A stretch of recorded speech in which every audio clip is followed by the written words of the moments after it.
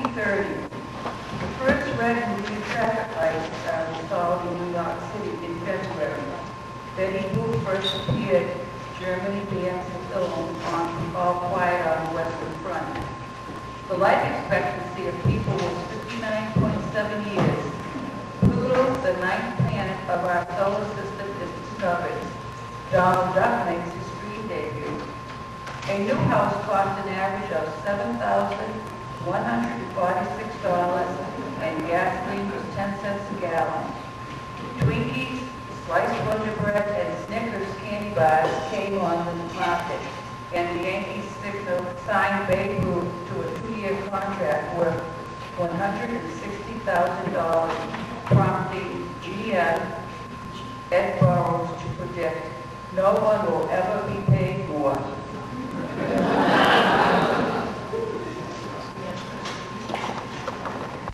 The Empire State Building opens in New York City.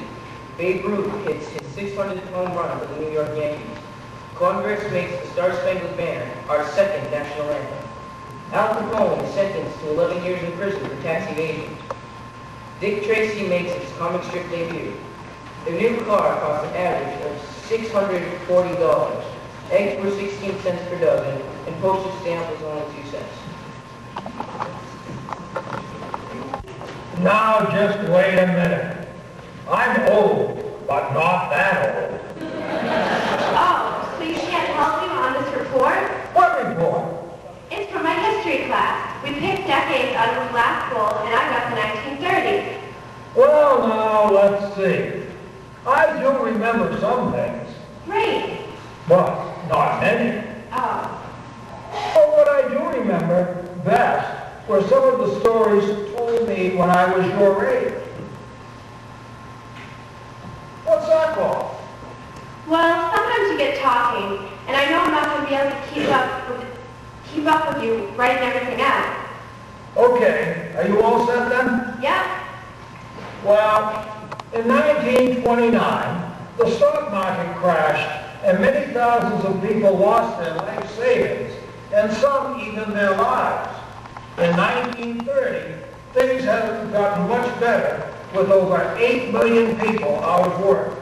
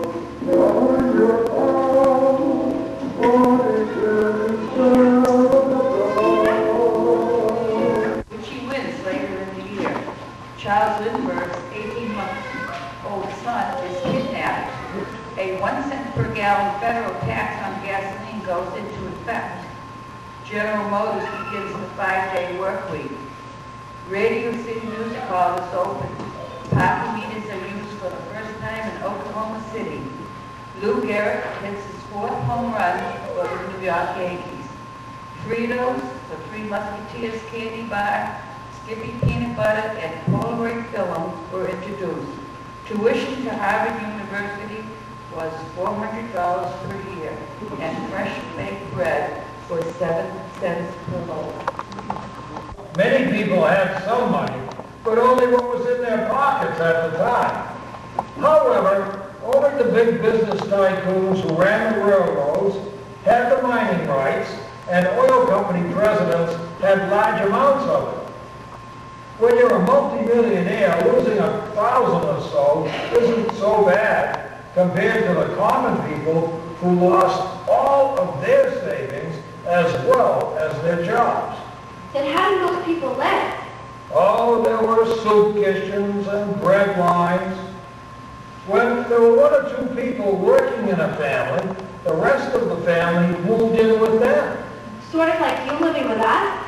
Yeah, multi-generational families. But you could have your mom's brother and his wife and their kids, and your father's sisters and their families too. That must have been fun, having all your cousins living with you. Fun? Ah, you don't know the half of it.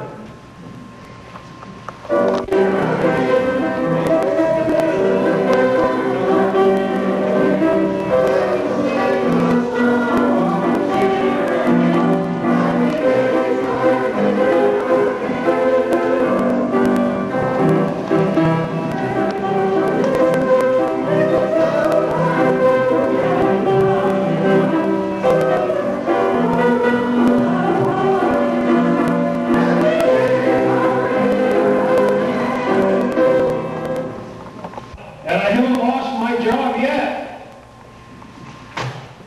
That's wonderful, Bert. That's great, Dad. Did you just say you lost your job? No, Ma, I didn't lose it. I'm still on the payroll.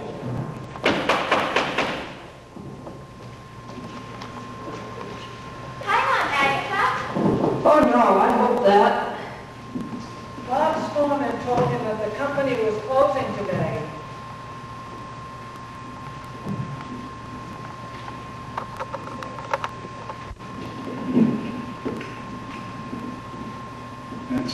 And since we didn't have any money to pay our rent, we were hoping to move in with you.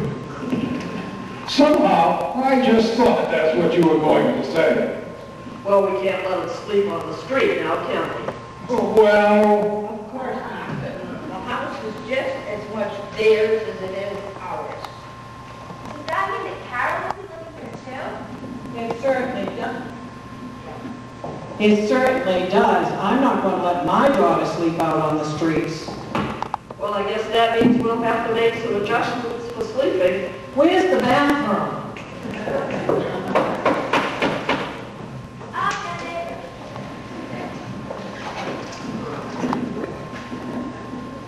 It's Aunt Gwen. Oh, Aunt Gwen, it's been so long since we've seen you.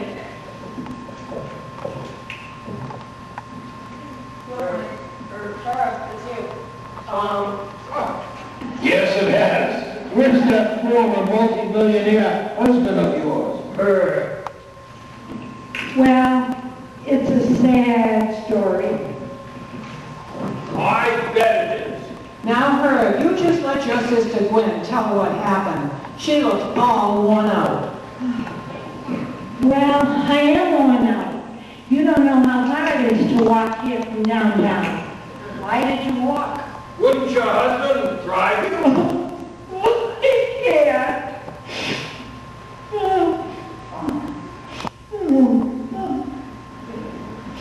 Oh, another guy lost his car too. No. Well, then what is it? He lost it. He just...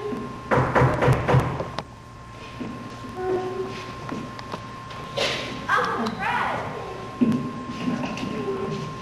Oh, no, not another one. It's always welcome here. Oh, my Lord. And if your sisters and their families can move in with us, well, then my brother can too. Hi, Uncle Fred. Oh, fancy meeting you all here. Gwen, will you stop crying for a minute and tell us what happened to your husband?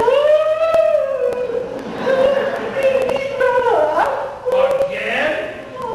Yeah, again. Just you hush, Herb. Now, you wait a minute, Agatha. That's my husband you're trying to hush up. Girl. What?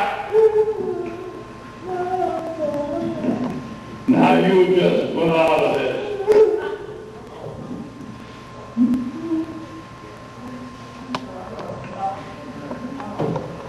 Boy, enough.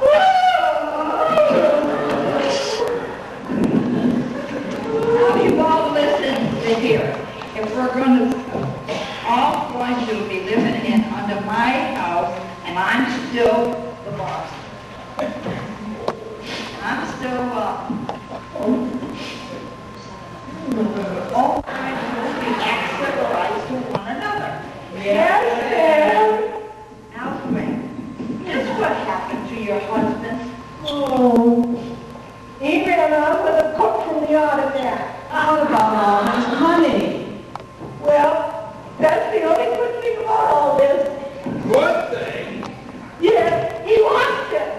Oh, when the stock market crashed. And that's a good thing. Well, yes. You see, he's going to starve to death. He had to, didn't he? So, Why did you start that, Gwen? Well, he doesn't know she doesn't know how to cook.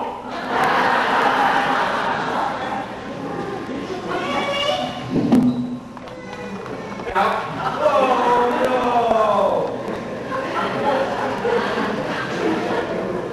1933, conducts his first fireside chat. The first drive-in movie theaters open in Camden, New Jersey. Shirley Temple is signed to a contract at 20th Century Fox at age 5. Prohibition is repealed, Monopoly is invented, and Newsweek is first published. FDR makes his "the only thing we have to fear" his fear itself speech. The average rent was $18 per month. Fresh ground hamburger was 11 cents per pound, and a stamp had increased to 3 cents each. It must have been. Well, it wasn't easy, but my mother, your great-grandmother, managed. Of course, whenever anyone got an odd job, they'd give her the money so she could buy food for the rest of us. And food wasn't as expensive as it is now, although people didn't have much money either. And there were many new inventions created during the 1930s. Hey, you guys, this looks interesting. What does, Fred? It says here that President Roosevelt has started some work programs, the WPA, the CCC, and the TVA, to name just a few. It said the same thing here, too. Well, I think I'm going to sign up for one of them. You? Which one? The Civilian Conservation Corps. What are you going to be conserving? I don't know, but a job is a job nowadays. That's true. How do you sign up? It says your local town hall. Well, I think I found a job too. And what would that be? Well, it says here, they're looking for workers in Tennessee. In Tennessee? What would you go there? Why would you go there? Well, I have some relatives in that state, and it says that they're going to be building a hydroelectric plant or some such thing.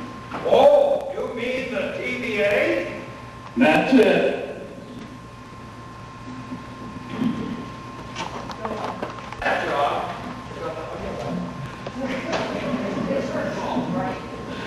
I think I'll leave now before the job's still up. I think I'll join you. Why did they leave? Oh, they're planning on applying for some of the new jobs the president has started. That's great. What jobs are they signing up for? Well, the CCC and the TVA, they're part of a package that includes the WPA too. But every job is a job, and they're willing to work. Well, it sounds like alphabet soup to me.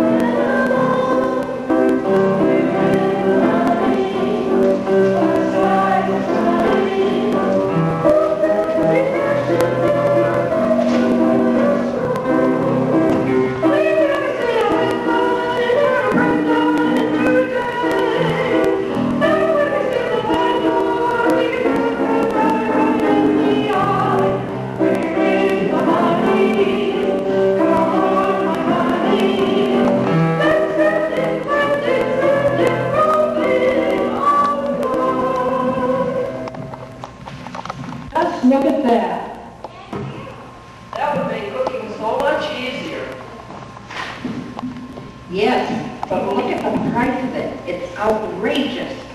I don't think 9 cents a loaf is too much to pay for sliced bread. And it would fit into that new junior-sized Toastmaster toaster. But that costs over $7. It's only $7.50, Ma. The larger size ones are over $9. Well, if I could, I'd like to have one of them new Westinghouse mixers. You can make bread, squeeze fresh lemon juice, as well as make cakes with it. If you are all going to have pipe dreams, what I would like more than anything else is a new Kelvinator refrigerator. That would be nice. Well, I'd like to try some of that unsweetened Libby's pineapple juice. That's really expensive. Look, here's Martha Washington's own recipe for devil's food cake. Where? Right on this baker's chocolate package for 10 cents. Well, I think I'm going to look in Mr. Riley's grocery store for this. What? It's new tenderized fruits from Sunsweet in California. They have prunes, and you know they're good for what ails you. 1934, the first high school auto driving course is offered in State College, Pennsylvania. It was a bad year to be a gangster. Child's pretty boy Floyd was shot and killed by federal agents on an Ohio farm, while George Babyface Nelson is found dead in a roadside ditch outside Chicago. Bonnie and Clyde are killed in a police ambush in Louisiana, and John Dillinger was shot and killed outside a theater in Chicago. Adolf Hitler is elected president of Germany following the death of Paul von Hindenburg. The price of a new house decreased to an average of $5,972, but gasoline was still only 10 cents a gallon. You got all that from the newspaper? The newspaper. I thought it only gave you what was going on in the world. Sort of what you can get just by watching the TV news nowadays.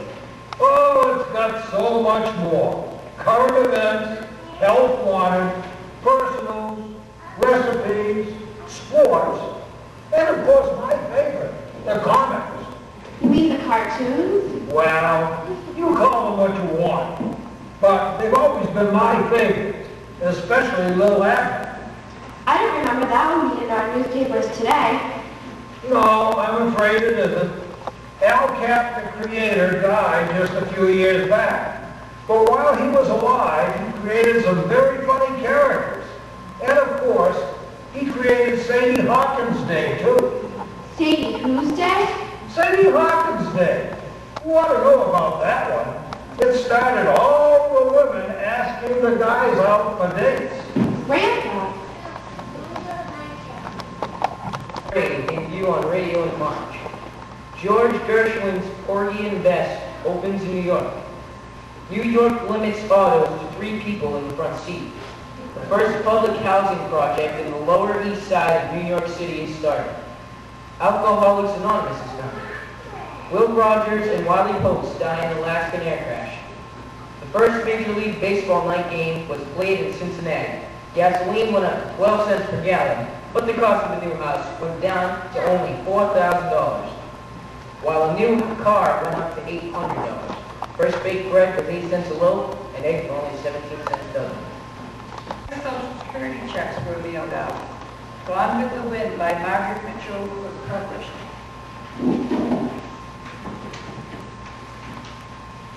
German President Adolf Hitler introduced the Volkswagen.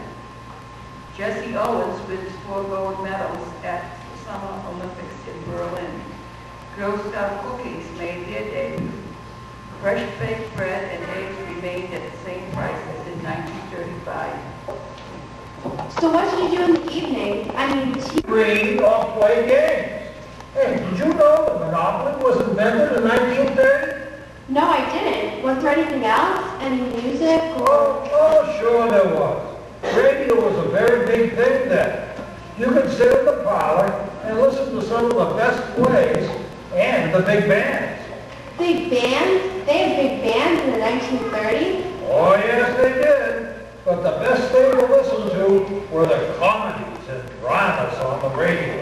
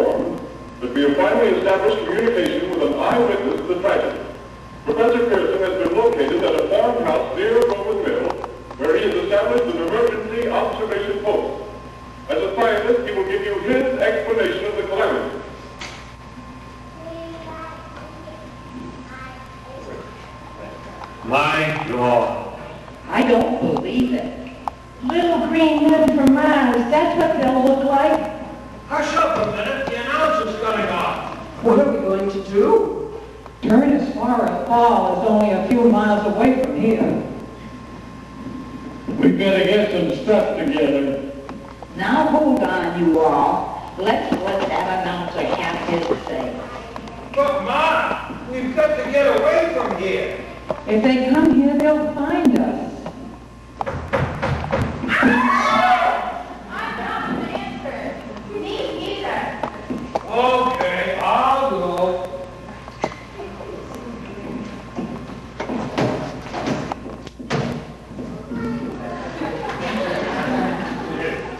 Well?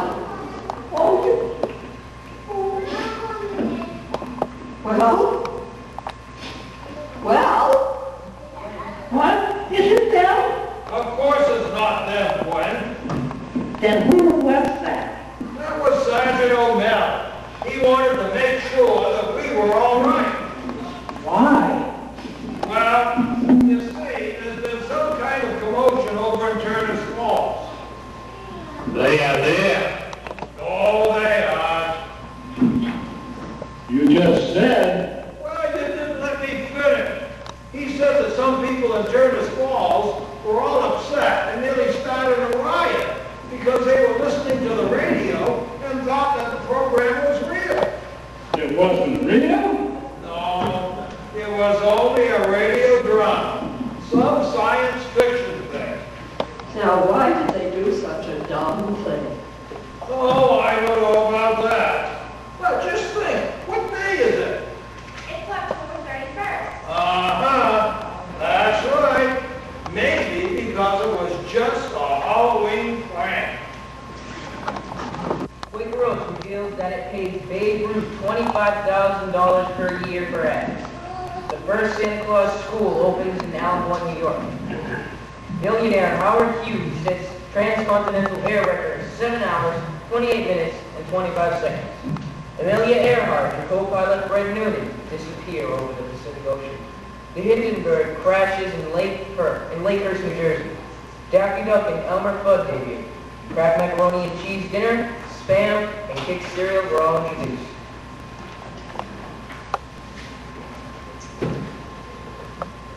(1938), Superman makes his debut in a comic book. Douglas Corrigan, an aviator, leaves New York bound for California, but lands in Dublin, Ireland instead. The first U.S. law requiring medical tests for marriage licenses is imposed in New York. Dr. Aaron Harger, drunkometer, the first breath test, is introduced in Indiana. Orson Welles' version of The War of the Worlds creates a national scare as it is being broadcast. A CNI dog was first used. Nylon products are marketed in New Jersey. Kate Smith introduces the song God Bless America. Gasoline was still only 10 cents a gallon, a stamp only 3 cents each, but fresh baked bread went up to 9 cents a loaf. Was there anything else to do? Today night. Was the Green Beret active during the 1930s? Yes, Louis Tabor was national master during the 1930s. In fact, he remained in that position from 1923 until 1941. The National Grange didn't sit idly by during the Great Depression. It took an active part in trying to better the plight of the farmer. And on the national level, one of its most notable roles was speaking out against packing the Supreme Court. During Tabor's administration, over 86,500 people took their 7th degree. And even in 1941, 12,000 took it that year at the national session in Worcester, Mass. Wow, that's more people than I thought ever belonged to Grange. And your great-grandmother was lecturer of our Grange during the 1930s. What sort of programs did you have back then?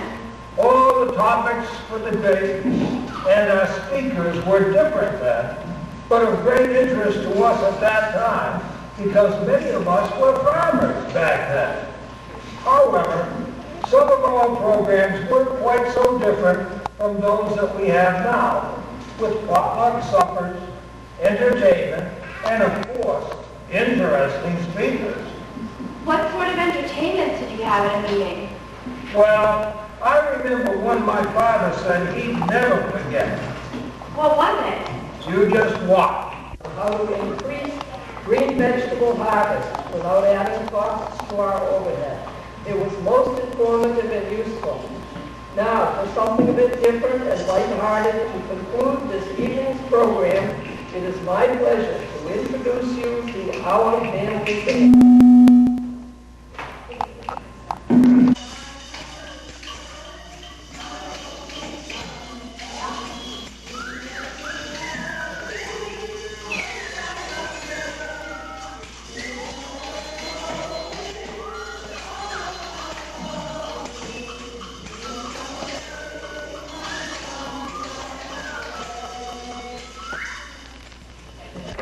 And what did you do on nights when there were no grades reading? Was there any other type of entertainment for people? Or did they just stay at home and listen to the radio? Many people went to the movies. Well, wasn't that expensive? Oh, no.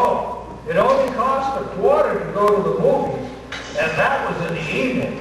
Matinees. Matinees? Yes, matinees.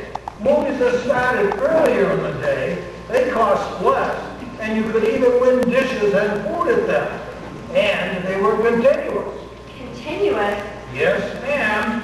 Yes. First there would be one or two cartoons, followed by at least one episode of a serial, then news featurettes and newsreels, which were then followed by the two major movies showing at that time.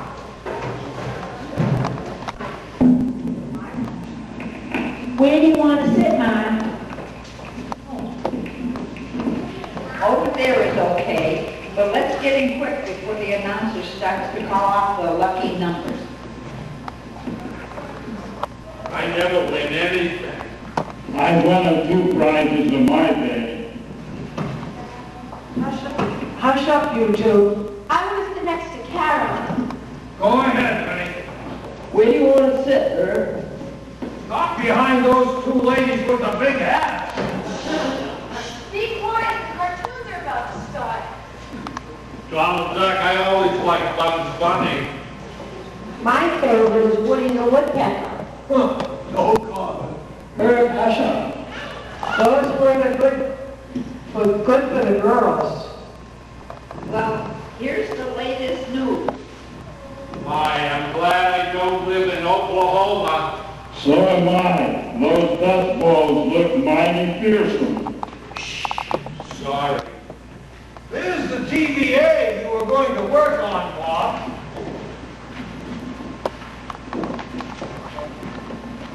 By the time I got to the town hall. Look, it's Shirley Temple. I think she's so cute with all those curls. And she can sing and dance, too. Wow, look at the money she's getting for that movie. Now here comes the cereal. I hope it's Gene Autry. I don't. I'm not partial to Westerns. I hope it's Flash Gordon and the Purple Ray. Me, too. Here's the announcer getting ready. They're still playing the previews of Gone with the Wind. I think that Clark Gable is so handsome. The actress who plays Scarlett O'Hara isn't bad either.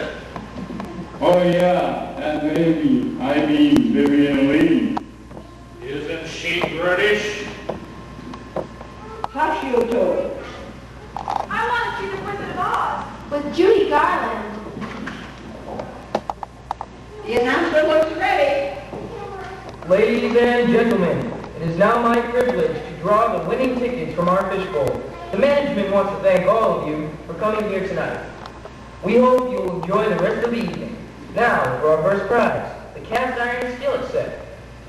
The winning number is 85331. That's my number.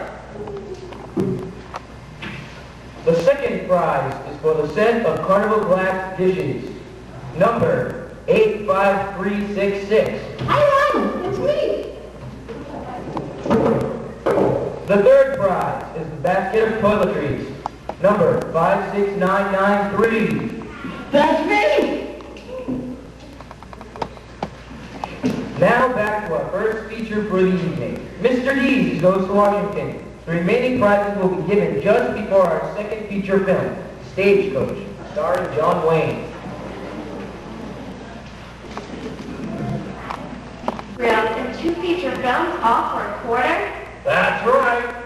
And kids under 10 could get in for just a dime. Wow, you can't do that nowadays. You sure can. Why, even just the soda costs at least $3. Not to mention that a small popcorn costs that much, and maybe even more now. Well, I bet a lot of people went to the movies back then. Mostly they were mothers with their children during the day. Sometimes, if you had the money and were out of work, you might go to a movie. However, many people still didn't have enough money to go to the movies. But the movies they had then were some of the greatest ones, like Gone with the Wind, The Wizard of Oz. Some of the best ideas just don't die out, you know. 1939. John Ford's Stagecoach opened, starring John Wayne. Batman comics hit the streets. The Wizard of Oz premieres at Grauman's Chinese Theater. Jane Matilda Bowman becomes the first African-American judge. Montgomery Ward introduces Rudolph, the 9th reindeer. The first food stamp program begins in Rochester, New York. The Baseball Hall of Fame is founded in Cooperstown, New York. Lou Gehrig missed his first baseball game in 15 years. Gasoline went back up to 12 cents per gallon, while loaf bread went down to 8 cents. Eggs were 19 cents a dozen, and a stamp was still 3 cents. Movie tickets remained at a quarter each throughout the decade. It sounds like the 1930s was a great decade to be alive in.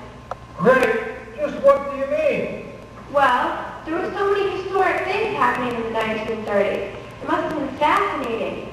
Fascinating? There was the Dust Bowl, the Great Depression, bank closing, hard economic times, and then, just when things were starting to get better, along came World War II. But we didn't get into the war until the 40s after Pearl Harbor, December 7th, 1941. That's right. But we here in the United States all knew that things weren't going well in Europe. Although the country wanted to stay out of another war, President Roosevelt started a Lend-Lease program that allowed war supplies to be sent to Britain and France. And young men who wanted to join the Canadian Air Force to fight against Adolf Hitler weren't hounded either.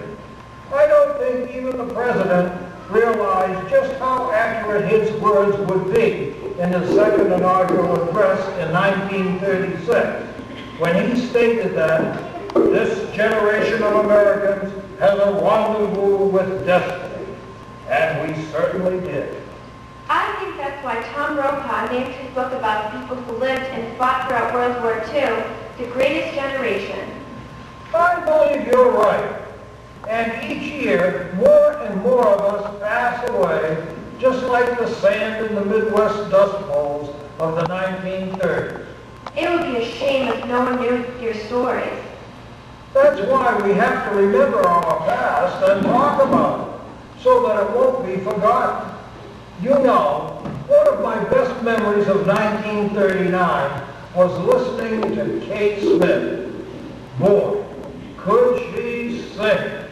And when she sang God Bless America, everyone just joined in.